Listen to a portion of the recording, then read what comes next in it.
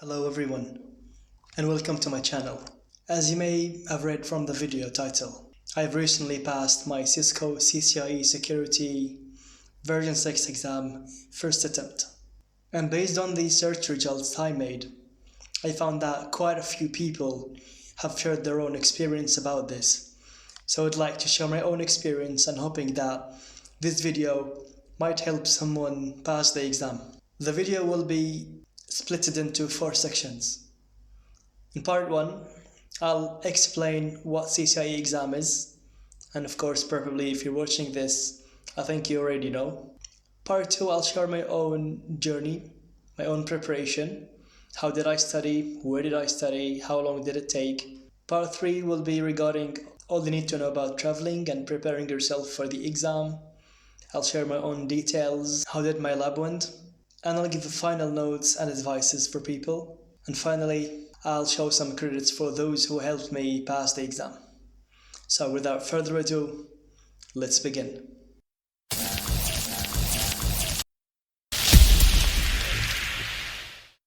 Welcome back. So CCIE stands for Cisco Certified Internet Network Expert. And it's one of the biggest milestones if you're on the IT and especially the networking career. And comparing to an academic level, it's considered to be like a doctorate level. So it's one of the highest levels of certifications and recognitions you may get in your entire career. The exam is one of the toughest and hardest exams around the world.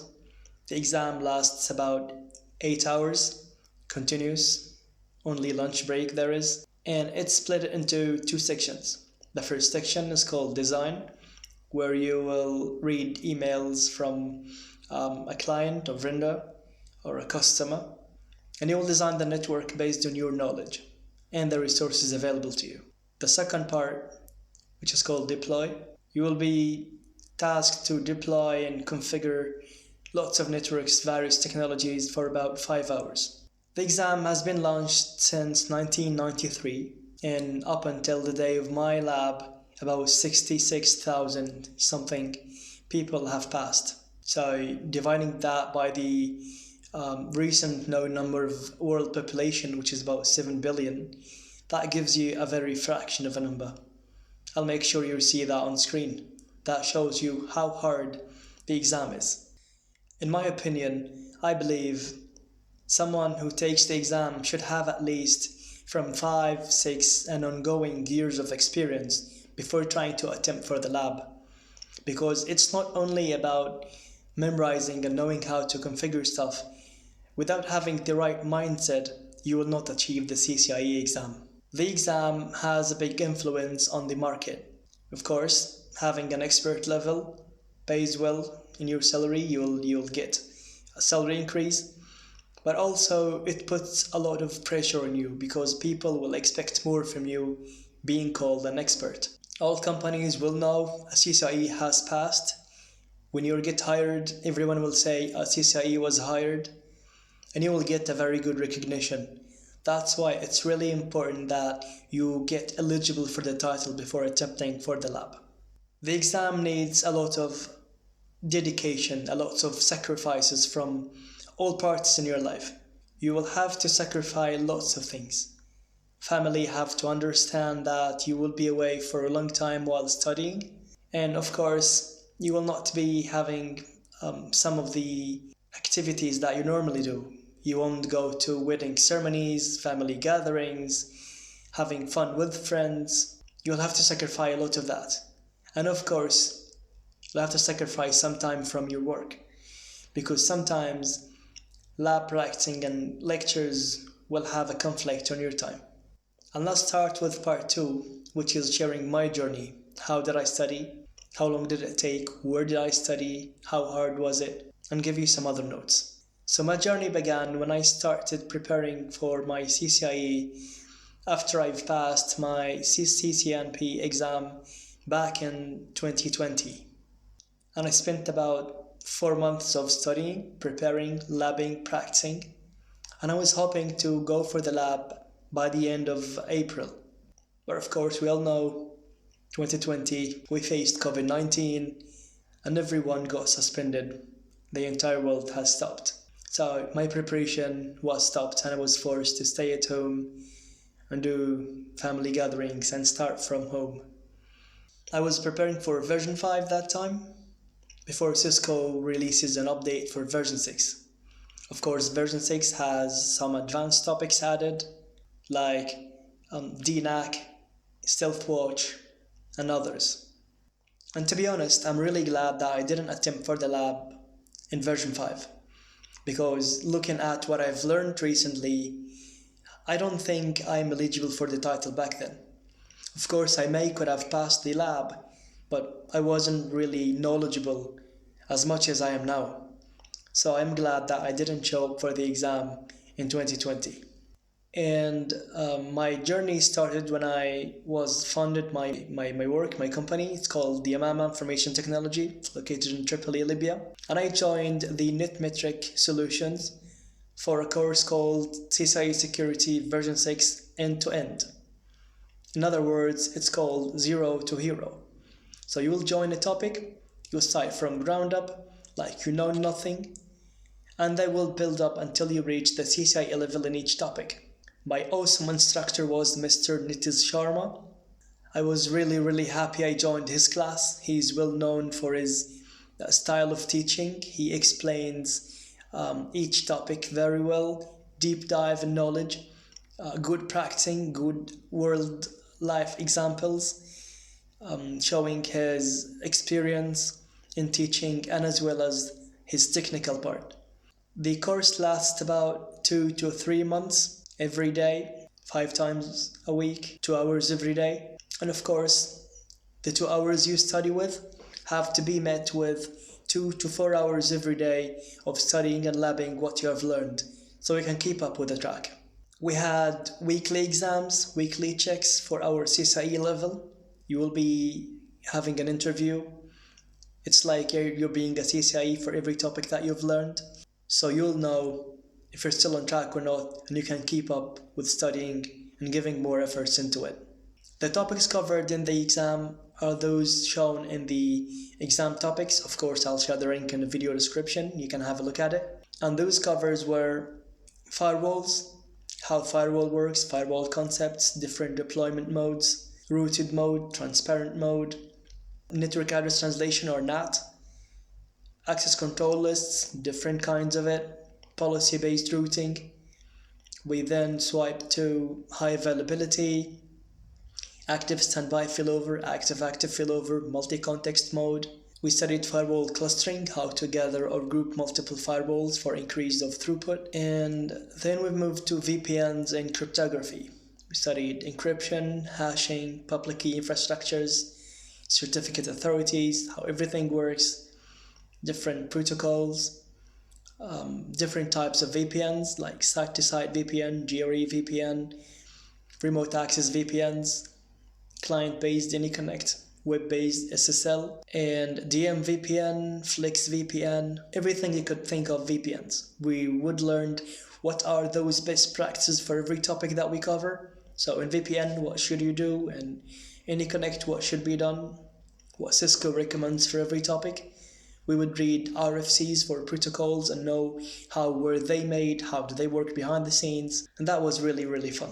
I really enjoyed my time studying the course. Technology course was awesome for me. I've learned a lot. I thought I knew it all, but I've learned more than I thought. And I would like to thank Mr. Nitish Sharma for his awesome teaching. After I finished the course, I booked my lab, and then I joined a bootcamp session to teach you how to prepare yourself for the lab, how to be the correct mindset of a CCIE, how can you tackle things quickly, how to troubleshoot things, how to know what errors, how to solve them, and how to do best practice for every topic, and how you can gain more speed. I was working on fast typing. I would just type fast for about 6 months, 30 minutes every day, practicing on touch typing, because in the exam, every second really matters. I've booked my lab in Brussels, and I went to Tunis to ask for a visa to Brussels via the Belgium embassy. But sadly, the Belgium embassy had refused my request to enter Belgium, so I was forced to pay $500 to reschedule my lab for another time in September. Later in end of March, I heard that Cisco has opened a new location in Bangalore, India, so I booked my lab in mid of May. Sadly, at the beginning of April, I was injured. I was forced to go through surgery and I wasn't feeling well. And I'm glad that by the end of April, Cisco has sent an email declaring that for some reason they have closed their location in Bangalore in May, and I was forced to switch my lab until August. That was good for me because I wasn't still in recovery, I wasn't feeling well, I wouldn't think I have passed had I gone through the lab in April or even May. So I stopped my practice for a while. When I fully recovered, I came back to training again and I found an available date in the 29th of June, which the date I passed. By the time I went back to practice, I discovered I've lost some time. I lost my speed because not practicing for 2 months will definitely have a bad effect on your practice. So I tried labbing every day. I would study every day for about 8 hours, sometimes 10 hours after work, and sometimes I wouldn't go to work in case I don't have a running project. Thanks to Imama for their support. So lab practicing takes lots of efforts from you. You have to study for long hours, practice every topic.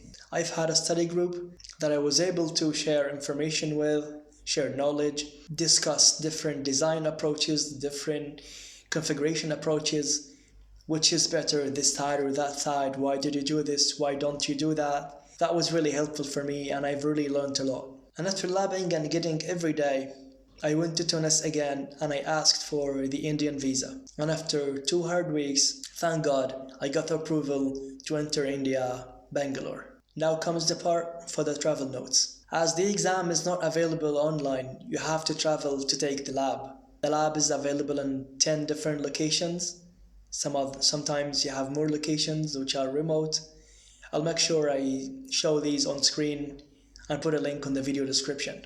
Traveling is really important, and trying to find an available flight that suits your needs is not always easy. The more time you waste and don't pick up a good flight, you will pay more money. So I would highly recommend that you try and book your ticket 3 weeks before your lab date. Traveling means going sometimes against the clock. You'll go to a different time zone. So I highly recommend that you arrive about 4 days before your lab so you can adapt to the different time zone and your new location, new hotel. You'll not be able to sleep. That's really, really important for your health, to stay healthy and to eat well, to sleep well, because you will need those in the lab. Eating is really important. If you don't feel like eating things you don't know, you may get allergies. So I highly recommend you don't eat things you don't know before your lab day. It's important not to do labs 1 day before your exam so you don't feel very anxious. Stay cool, stay calm, revise all the notes you need. But I would highly recommend you don't practice your lab 1 day before your exam. Breakfast is really important. I suggest you have a good breakfast because you will need it. The time when you have a lunch break is about 12:30 to 1 p.m.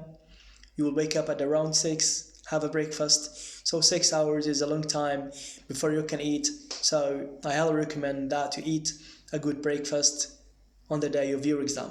One more important thing, because you're still new on the city that you travel to, I recommend that you spend 1 day of finding the Cisco location and asking for which building, which door, what time should you arrive, because in the lab you don't have to go late, you will lose your day. So going 1 day before your exam or 2 days asking around for the Cisco location, which building, because Cisco has multi-buildings and multiple doors to open. You need to know which door you're going through and what documents should you bring with. That include your passport and Cisco invitation letter that proves you have lab on that date. I've arrived about 7:30 at Cisco's Bangalore location, went through security checks on the reception, on the front gate, sat into reception, and because I wasn't able to have enough sleep, I fell asleep for 1 hour before the proctor came to guide me through the exam location.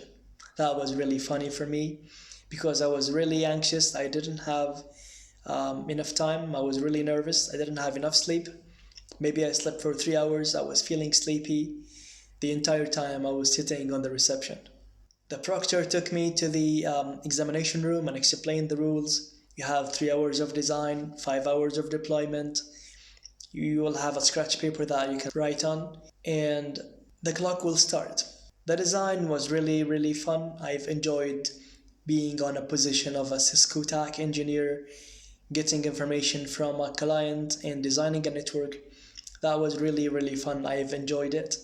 You'll have to read those resources in front of you and decide how can you design a network.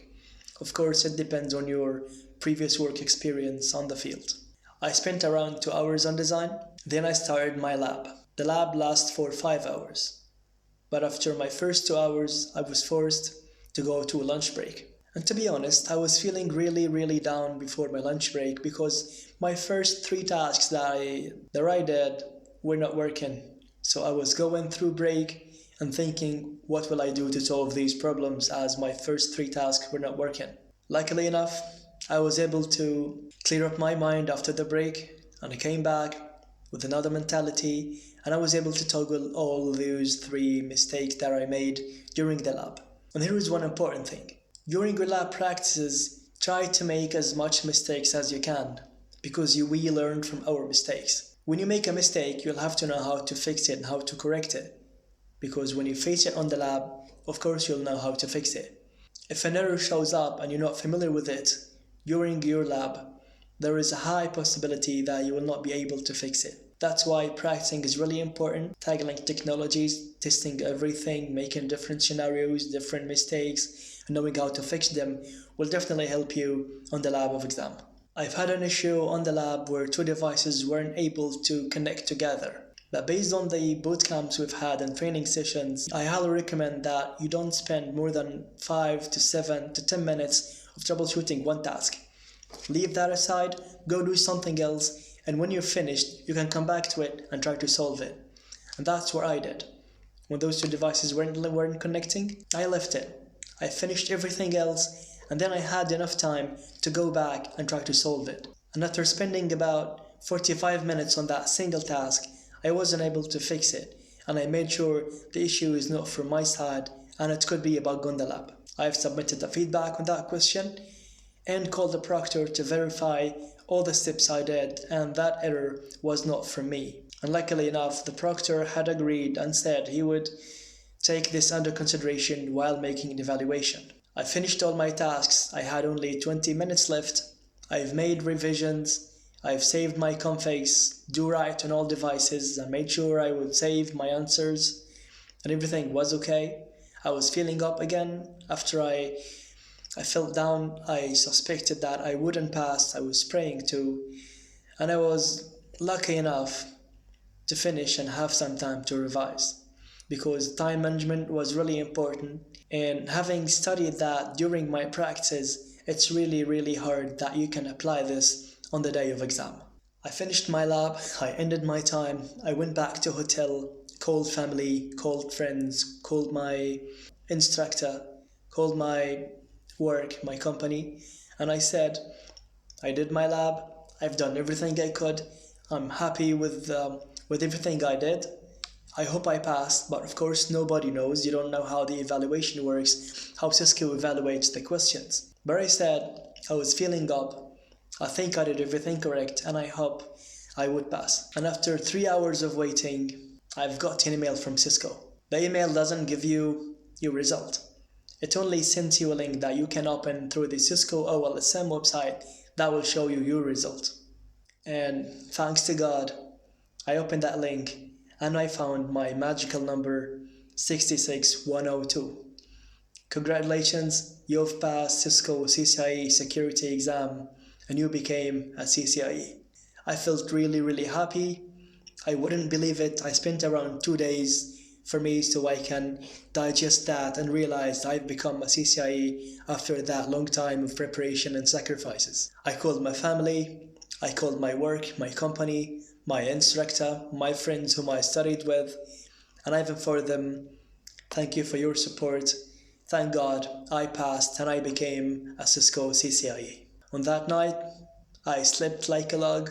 I was really, really happy, and I was thankful for everything I've done and for all the sacrifices I made, because at the end, hard time always pays off. And here are my final notes for those who are attempting for the lab. I would say Cisco CCIE is one of the toughest exams in the world, but it's not impossible to solve. You can solve it with a good practice and the right mentality and good time management and good work and on-field experience. But on the other hand, it's not easy. Not everyone will become a CCIE. In the networking field or network engineers, only around 3 to 4% of people that could achieve CCIE, so it's not easy. But at the end, it's not impossible. You can do it with good practice and good mentality and good time management. Purchasing a Cisco practice lab 1 or 2 days before your exam will be a nice gesture because you will get familiar with the exam environment. And I think that's really important to achieve 1 day before your exam so you don't lose lots of time getting to know how to access devices and how to access resources and tasks and everything else. And that was a good help from Cisco to help us because that wasn't available back in version 5. It takes money, efforts, resources, and hard work to achieve this lab. Does it really pay off? It depends. You can answer that question. But for me, it really pays off. The recognition you'll get, the raise of the salary, the consideration from everyone will make you really, really happy. A CCIE is really important and gives you lots of credits in your life career, and it's really important, and I highly recommend that you pursue your dream towards this. At the end, I'd like to thank those who have helped me pass this exam. Of course, the first thing will be to thank Allah, God Almighty, for His support and for helping me and enabling me to pass this exam on time. I'd like to thank my family, who have supported me and gave lots of sacrifices for the times I wasn't there when they needed me. Thank you, my family. Thank you, mother and father, brother and sisters, and of course, my beloved wife. I'd like to say thank you to NetMetric Solutions, who gave me their support until the day of my exam. I'd like to say a big thank you to my work, my employer, Yamama Company, for their generous support for funding my journey. From the course to traveling to visa to exam, all fees were paid by my company, and I can never thank you enough for this. Thank you, Yamama, for your support. Thanks for my work colleagues who have covered every second I wasn't there during work tasks. Thanks a lot, guys. Thank you to my awesome instructor, Mr. Nitis Sharma, for his awesome teaching, for his awesome support, and all the tips that you gave me. Those really helped me. Thanks a lot. I can never thank you enough for this. And last of all, I would like to say and thank and give credits to my study group who I've studied with, and they helped me pass this exam. And those are Mr. Mehdi Lawisi, Mr. Malav Sharma, Mr. Ziyad Al-Barqawi, Mr. Irfan Salam, Mr. Mirshad Sadiq, and my best friend, Mr. Khaled Doma. Thank you a lot, guys, for all the moments we spent and studied together. Thank you for every information we learned together. Thank you for the journey. Thank you for all the tips. Thank you for your sad and happy moments that we lived together. I really wish you all the best, guys. You're all now CCIEs, and I'm really happy for you. And I wish we could meet and study for some other thing. At the end, I'd like to thank everyone who had supported me and believed in me and send their congratulations. Thank you for your support. That really means a lot. I hope this video have been a good help for you. I hope this helps you pass your exam and prepare well. Thank you for watching. Until the next video, see ya.